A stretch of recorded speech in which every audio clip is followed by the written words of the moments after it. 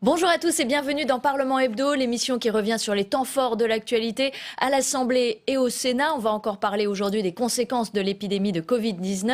Et avec moi pour présenter cette émission, Tam Tranui. Bonjour Tam. Bonjour Brigitte. Et notre invitée aujourd'hui, Marie-Noëlle Lienemann. Bonjour. Bonjour. Vous êtes sénatrice de Paris et c'est Tam qui brosse votre portrait. Marie-Noëlle Lienemann, vous êtes née à Belfort, mais votre carrière politique vous a mené sur d'autres terres. Elle vous a fait bourlinguer du Pas-de-Calais à la capitale en passant par l'Essonne. Vous êtes sénatrice de Paris depuis maintenant 8 ans. Située à la gauche de la gauche, vous avez appartenu en tant que ministre du Logement à 2 gouvernements socialistes au début des années 90, sous Mitterrand, et au début des années 2000, gouvernement de Lionel Jospin. Mais il y a 2 ans, vous quittez le PS avec fracas, le parti que vous qualifiez de canard sans tête. Alors, où vous situez-vous aujourd'hui? Pourquoi est-ce que vous n'avez pas clairement franchi le Rubicon jusqu'à la France insoumise? Est-ce que ce ne sont pas les seuls audibles aujourd'hui à gauche?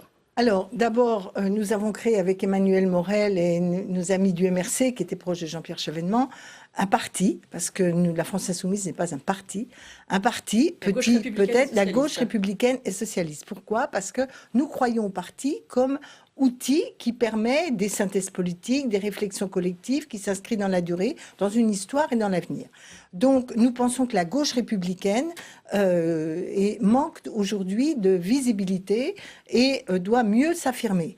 Je ne suis pas non plus, comme vous dites, la gauche de la gauche. Je dirais que je suis au cœur de la gauche parce qu'historiquement, on a quand même vu le Parti socialiste dériver vers le centre, quand je suis sympathique, et vers le libéralisme en tout cas. Donc moi, je me sens en fidélité. C'est le Parti socialiste qui s'est déplacé. Oui, la preuve, c'est que la plupart des Français considèrent qu'il est plus à gauche. Donc voilà. Donc moi, à partir de ce moment-là, si j'avais pensé qu'on pouvait encore transformer ce parti qui se dévitalisait, qui avait quand même permis l'arrivée d'Emmanuel Macron, j'y serais restée pour continuer mon combat. Et aujourd'hui, vous êtes pour l'union de la gauche ? Je suis pour le rassemblement de toute la gauche sans exclusive. Or, aujourd'hui, j'observe gauche et écologiste, parce qu'il y a quand même l'émergence du monde écologiste. J'observe aujourd'hui que tantôt, un certain nombre de gens disent toute la gauche sauf Jean-Luc Mélenchon. Je m'excuse, c'est quand même lui qui encore aujourd'hui incarne la plus grande force dans cette dynamique-là. Et de l'autre côté, peut-être une tentative ou une tentation de considérer qu'on peut faire sans une partie de la gauche réformiste, à condition qu'en effet, il n'y ait pas d'ambiguïté avec Emmanuel Macron. Donc je suis pour le rassemblement autour d'un programme offensif. Alors, vous restez avec nous. Voici tout de suite les titres de cette émission. L'état d'urgence sanitaire s'arrêtera le 10 juillet, mais le gouvernement prévoit ensuite une sortie progressive, un régime dérogatoire pendant 4 mois qui fait grincer des dents dans l'opposition. Il y avait déjà 2 commissions d'enquête sur le Covid lancées par l'Assemblée et le Sénat. Voilà que le gouvernement veut aussi lancer sa propre évaluation de la crise. La crise économique succède à la crise sanitaire. Un 3e projet de loi de finances a été adopté en Conseil des ministres cette semaine. Il porte l'effort financier à 460 milliards d'euros. Et pour commencer cette émission, arrêtons-nous sur le projet de loi organisant la fin de l'état d'urgence sanitaire.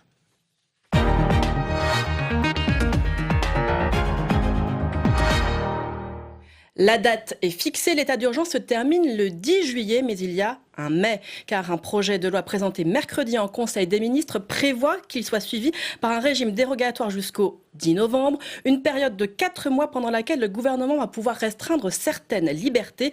Un entre-deux que critique un certain nombre de sénateurs. Samia Dechir. Dans un mois, la France sortira de l'état d'urgence sanitaire, mais pas forcément du régime d'exception.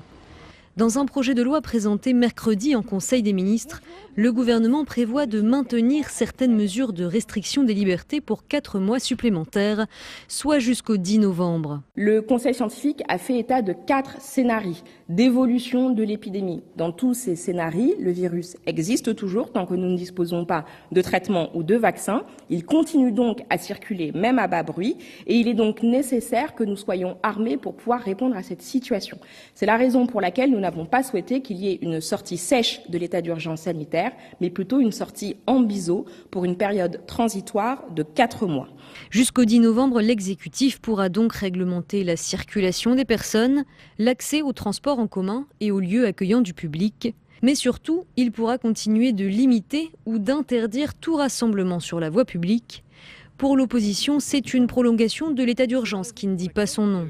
Ou bien on prolonge l'état d'urgence parce que la situation sanitaire le justifie, ou bien on ne le prolonge pas. Nous allons entendre les informations scientifiques sur l'état de l'épidémie et nous verrons bien à ce moment-là ce que nous déciderons. Mais en tout cas, nous prendrons une décision franche, pas dans un entre-deux. Le projet de loi sur la fin de l'état d'urgence sanitaire doit maintenant être adopté par le Parlement. Et au Sénat, la partie semble pour l'instant mal engagée pour le gouvernement. Et pour la présidente de la commission des lois de l'Assemblée nationale, Yaël Braun-Pivet, il est nécessaire de sortir progressivement de l'état d'urgence sanitaire. On l'écoute. L'idée, c'est de faire une fin de l'état d'urgence sanitaire progressive. On ne peut pas tout arrêter d'un coup. Et puis, il faut envisager la possibilité que dans une zone ou une autre sur le territoire, il y ait peut-être une recrudescence de cette épidémie. Donc, il faut garder quand même certains outils.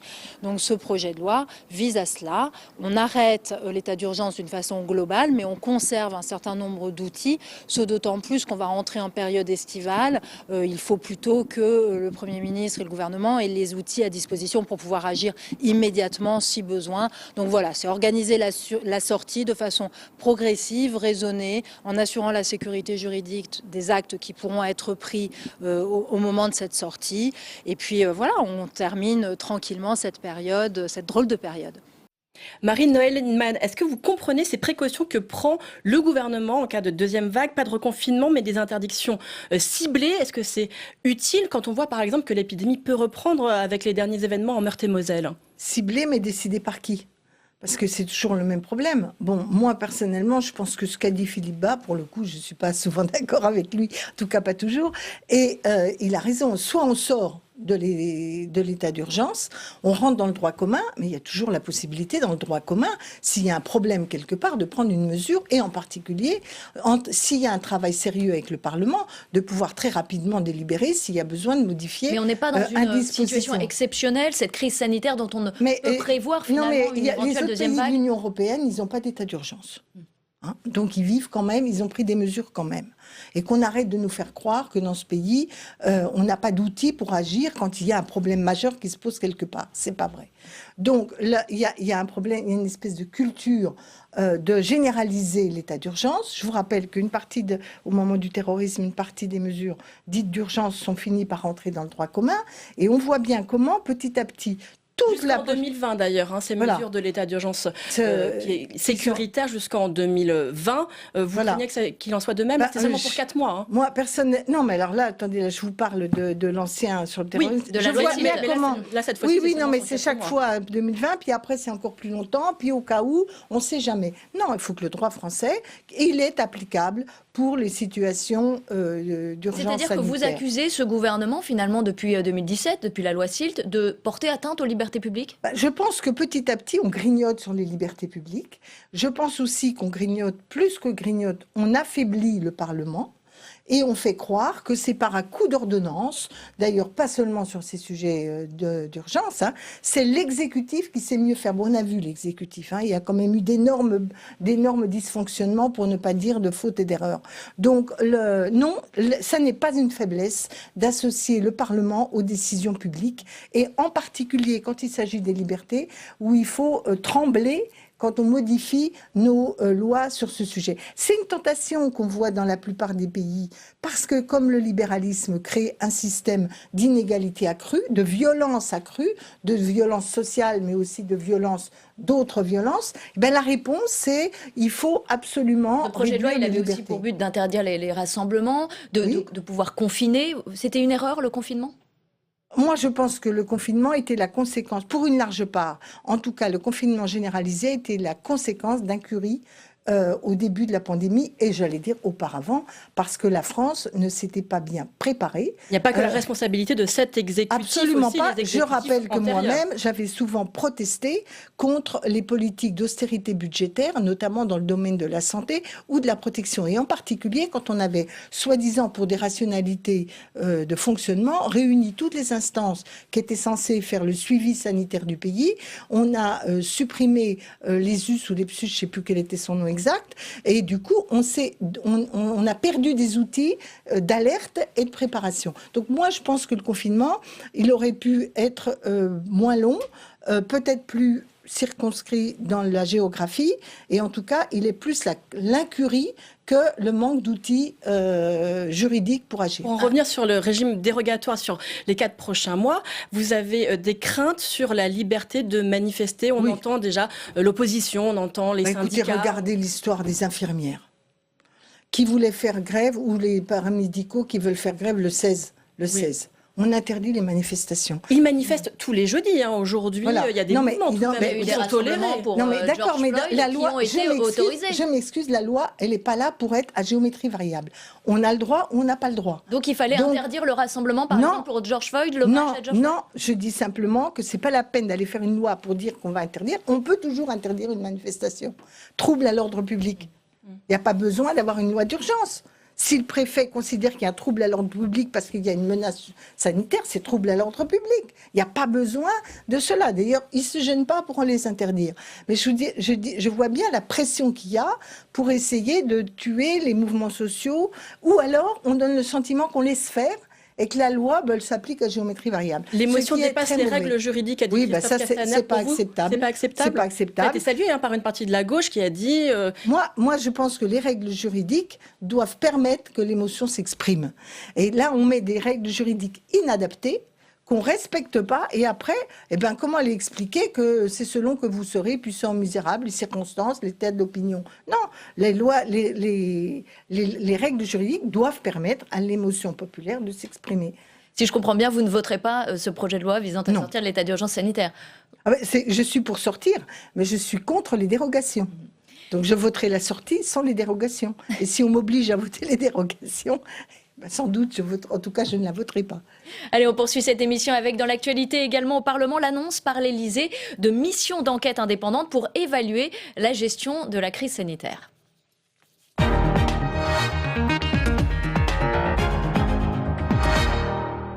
L'objectif de ces missions, porter un regard indépendant et transparent sur la situation et avoir un retour d'expérience, explique l'exécutif.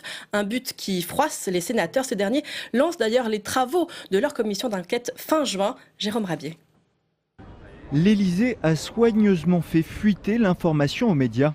L'exécutif souhaite lancer sa propre commission d'enquête sur la gestion de la crise. L'objectif de cette 3e commission serait de porter un regard indépendant et transparent sur la gestion de la crise par l'exécutif et d'avoir un retour d'expérience dans sa dimension sanitaire. Ce qui a fait bondir le président du Sénat, Gérard Larcher, qui évoque sur les réseaux sociaux sa stupéfaction en apprenant la nouvelle.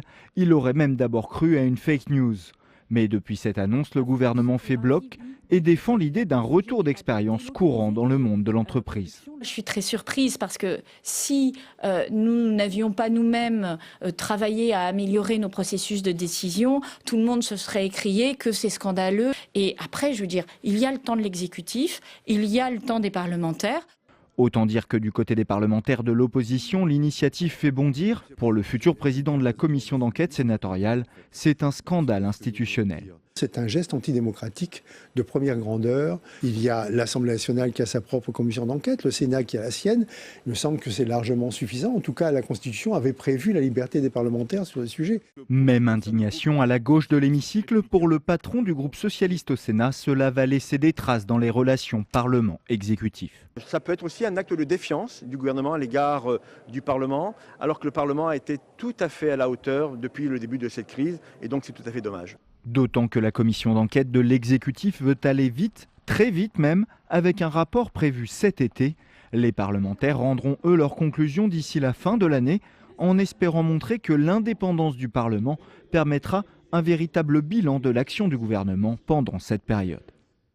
Et précisons que selon Le Canard enchaîné, il va y avoir 2 missions, une mission d'experts scientifiques et un audit financier de la Cour des comptes. Marie-Noëlle Lienemann, est-ce que c'est une bonne chose? Est-ce que ce n'est pas complémentaire par rapport aux commissions d'enquête parlementaire que cette initiative de l'exécutif? Ou de l'art de noyer le poisson. Parce que Emmanuel Macron et le gouvernement savent qu'ils ont une large part de responsabilité dans non pas le déclenchement du virus, c'est clair, mais la manière dont la France ne s'est pas armé de manière opérationnelle et n'a pas tenu un discours de vérité aux Français. Rappelez-vous l'histoire, non, il ne faut pas mettre de masque, ça ne sert à rien, l'été, ça ne sert à rien. Enfin bon, bref, on connaît tous cela, c'était en fait... Vous dites noyer le poisson, mais la commission Attendez, d'enquête... 30 secondes, noyer le poisson, parce que tout l'art va être de donner des messages tous azimuts pour dire, dans tout ce veau, il y a du pour, il y a du contre, on sait, personne n'est responsable de rien. Et ça va accroître la crise démocratique. Donc, premièrement, qu'est-ce qu'ils ont dit sur les commissions d'enquête de l'Assemblée? C'est qu'elles n'étaient pas impartiales et indépendantes. Mais la meilleure indépendance, c'est le pluralisme. C'est le fait que dans cette commission, vous ayez des gens de tous bords politiques représentant le pays. Deuxièmement, elles sont transparentes. Toutes les auditions sont publiques. Il n'y a pas le confinement entre les gens du même milieu qui discutent entre elles. Et on voit bien qu'il y a un travail très important de relation entre l'opinion publique et le Parlement. On l'a vu dans d'autres commissions d'enquête. Il y a des gens qui réagissent sur les réseaux sociaux ou qui nous appellent en disant « Pourquoi vous n'avez pas posé telle question ?» Donc ça permet de nourrir le débat. Le président craint une instrumentalisation politique, finalement, de ces commissions d'enquête. On a tous en tête l'affaire Benalla. Je m'excuse, l'affaire de... Et en quoi c'est instrumentalisé politiquement, Benalla? Le Sénat a fait son travail, il a transmis à la justice. C'est pas lui qui juge. La justice a rendu son jugement. On se rappelle de l'énorme tension qu'il y avait eu entre l'exécutif et le Parlement à cette occasion. Mais vous croyez... qu'il y avait eu des stigmates dans les relations entre l'un et l'autre. Mais on s'en moque des relations. C'est les citoyens qui ont besoin de savoir. Il faut qu'on sache qu'est-ce qui s'est passé, qu'est-ce qui a dysfonctionné. Deuxièmement, les retours d'expérience. Moi, il se trouve que j'étais ministre au moment de l'explosion AZF à Toulouse. Et on le voit dans le rapport. Heureusement qu'il y a la commission d'enquête sur Lubrizol. Oui. Sur pourquoi et comment, etc. Parce que qu'est-ce qui se passe? Il faut qu'en effet, l'administration elle-même, l'administration, c'est-à-dire l'État, qui normalement n'est pas totalement vendu à 100% au gouvernement, il y a une certaine neutralité, doit rendre des comptes et expliquer son retour d'expérience propre. Mais l'un n'empêche pas l'autre. Mais attendez, 30 secondes. Et les commissions d'enquête parlementaires, non, l'exécutif doit faire travailler son administration. Truc, et c'est pas l'Élysée qui gouverne le pays, c'est le Premier ministre. Dites, finalement, cette initiative, elle est contraire aux institutions? Moi, je trouve qu'elle parasite, elle cherche à noyer le poisson pour éviter les responsabilités et faire que tout se vaut. Deux, elle discrédite le Parlement, et notamment son côté pluraliste qui garantit plus d'indépendance que tout autre, parce que les autres, ils vont être nommés par le président. Vous croyez qu'ils vont nommer des gens qui vont être très hostiles à leur politique? Non. Et par ailleurs, ça tue l'idée d'un État qui est porteur de l'intérêt général avec une certaine neutralité, qui lui-même, avec tous les défauts que je trouve aux fonctionnaires technocrates et autres, doit pouvoir expliquer aux citoyens son retour d'expérience en tant qu'État. En lien évidemment avec l'exécutif, mais en tant qu'État. Et c'est dans la confrontation de ces trois regards que nous devons, quitte à ce que l'État demande à des scientifiques des regards croisés, mais c'est à travers ces trois regards que les Français doivent pouvoir faire. Mais là, l'exécutif dit qu'il y aura un benchmark avec les autres pays, ce que ne fera pas les commissions d'enquête. On n'est pas dans une entreprise, le benchmark avec un autre pays. Vous avez un pays... Sauf que c'est une pandémie, c'est une crise mondiale. Est-ce qu'il ne faut pas pouvoir se comparer mais de toute façon, vous croyez que le Sénat et le Parlement vont pas regarder ce qui s'est passé ailleurs? Ils vont auditionner aussi des personnalités. Ça nous arrive très souvent d'auditionner. Mais en plus, regardez, comment comparer la Suède et la France? La Suède, c'est gros comme Rhône-Alpes en nombre d'habitants, et c'est étalé sur un territoire très vaste. Pourquoi le Covid s'est pas déplacé en Allemagne avec la même truc? Certes, il y a les décisions allemandes, mais il y a aussi, si je puis dire, on pourrait dire, la moitié de la France ouest, elle est vachement bien organisée, tandis que la moitié est, c'est vraiment des nazes, puisqu'il y a eu essentiellement sur l'est le Covid et beaucoup moins sur l'Ouest. On voit bien qu'il y a d'autres critères que simplement parce que vous êtes français, parce que machin, le système. Alors, il y a des choses à tirer quand ça marche bien quelque part. Par exemple, c'est inacceptable que l'indépendance en matière de tests, en matière de matériel, l'Allemagne en ait davantage que la France. Ça, il n'y a pas besoin de 25 000 experts étrangers pour vous le dire. Précisons que d'ailleurs, la commission d'enquête du Sénat prévoit des déplacements en Allemagne pour faire ce type de comparaison. On le voit quand même, l'heure est maintenant vraiment aux critiques. Est-ce que tout de même, il ne faudrait pas renouer avec une part de l'unité nationale qui est apparue au plus fort de la crise, y compris dans ce moment pour penser à l'après, pour faire le bilan aussi de cette période? Il faut, vous savez, le principe même de la raison en France, c'est le regard critique sur le réel et la capacité de nous mobiliser autour de projets communs. C'est ça qu'il faut qu'on fasse. Et l'unité, c'est pas faire l'autruche, faire bon, on va pas se fâcher les gars, tout va bien. Non, faut avec lucidité, sans acrimonie excessive, mais avec une lucidité absolue. Et en tout cas, des points de vue absolus. Deuxièmement, oui, je suis pour une mobilisation générale. Mais on ne mobilise pas les Français autour d'un unanimisme bêlant. Derrière le chef et l'exécutif, et encore plus quand on voit que toute une série de nos concitoyens restent les oubliés des politiques publiques, alors qu'ils sont souvent les plus fragiles. Vous êtes contre un gouvernement d'union nationale. Mais non, ça n'a pas de sens. Il faut que le débat ait lieu. Mais on peut être mobilisé en débattant. Qu'est-ce que c'est que cette idée qu'il faudrait être... on n'est pas à l'armée. Et encore, quand on discute, l'armée, ils causent entre eux quand même. Mais on n'est pas...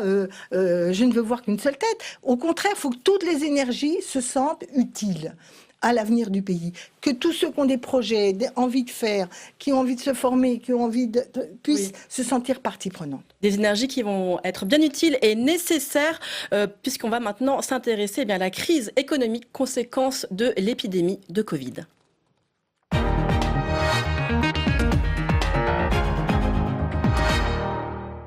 Et de Troyes, un troisième projet de loi de finances rectificative a été présenté cette semaine en Conseil des ministres. Dans la foulée, Bruno Le Maire a défendu ce nouveau budget en commission. Alors, en dépit des milliards prévus pour relancer l'économie, un consensus politique ne semble pas se dégager. Elsa Mandingava.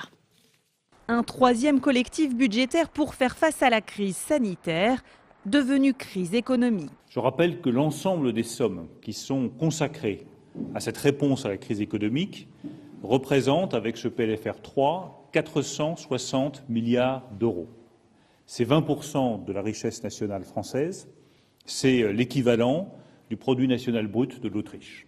C'est donc une réponse massive et, je le redis, efficace qui a été apportée à cette crise. Dans ce budget rectificatif, 45 milliards d'euros pour les secteurs les plus fragilisés, 18 milliards pour le tourisme, 15 milliards d'euros pour l'aéronautique ou encore 8 milliards d'euros pour le plan automobile.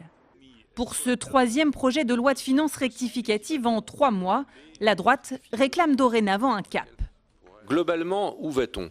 Quand on est face à des chiffres de cette ampleur, ce serait assez important peut-être de conduire le pays vers un tout petit peu plus de lucidité. Vous égrenez des plans sectoriels. Je le comprends, c'est les secteurs qui souffrent le plus. Il faut évidemment le faire. Mais où est la vision d'ensemble ? Les oppositions de gauche, elles proposent une taxation des plus hauts revenus. Il me semblait qu'en période exceptionnelle, on était en droit de demander un effort exceptionnel, une contribution exceptionnelle aux plus aisés. Nous aurions préféré que cet argent public investi trouve le moyen de faire contribuer un peu plus le capital financier à l'effort réclamé à toute la nation. Les prévisions économiques pour cette année s'aggravent à nouveau. Le déficit s'élèverait à 11,4% du PIB. Marie-Noëlle Lienemann, 460 milliards d'euros ont jusqu'ici été injectés dans l'économie. Qu'est-ce que vous pensez de la gestion de la crise en matière d'économie par ce gouvernement ? Je crois qu'il fallait injecter massivement de l'argent public. Je me réjouis d'ailleurs qu'on découvre que l'État a un rôle économique majeur et pas seulement, et c'est là une des réflexions qu'il faudra avoir même sur la mise en œuvre du plan, c'est pas seulement la voiture balai quand le système va pas pour qu'ensuite on empoche les profits et les bénéfices quand ça va mieux. Certains empochent les profits et le truc. Donc, premièrement, d'accord avec cette stratégie. Deuxièmement, je vois bien poindre avec les propos de M. Woerth la bonne vieille rengaine de la droite, contre la gauche. Faut être prudent, faudra faire de l'austérité, faudra revenir comme avant. Qui va payer finalement il faudra y penser, ça, non ? Je vais pas rentrer trop dans le débat de la dette, parce qu'on sait que toutes les dettes... C'est pas une question que vous vous posez ? Non, pour une raison simple, c'est que l'histoire de la France est faite de dettes non remboursées, du monde, est faite de dettes non remboursées. Alors on étale dans la durée. Je ne veux pas rentrer dans la technique. Je veux dire les manques qu'il y a aujourd'hui, parce qu'ils sont aujourd'hui terribles pour une partie des Français. C'est sur le cap social. Premièrement, tous ces chômeurs qui ne sont pas indemnisés, qu'on appelle les intermittents de l'emploi. C'est 1 200 000, voire 1 500 000 de personnes qui n'ont rien, c'est-à-dire qui sont indemnisés de rien parce qu'ils étaient extras dans l'hôtellerie. Cette période a été marquée notamment par les dispositifs de chômage partiel, ils ont été très généreux. Vous admettez tout de même que ce type de dispositifs ne peuvent pas continuer ad vitam aeternam? Ad vitam aeternam, certainement pas. Plus longtemps, jusqu'en septembre-octobre, oui.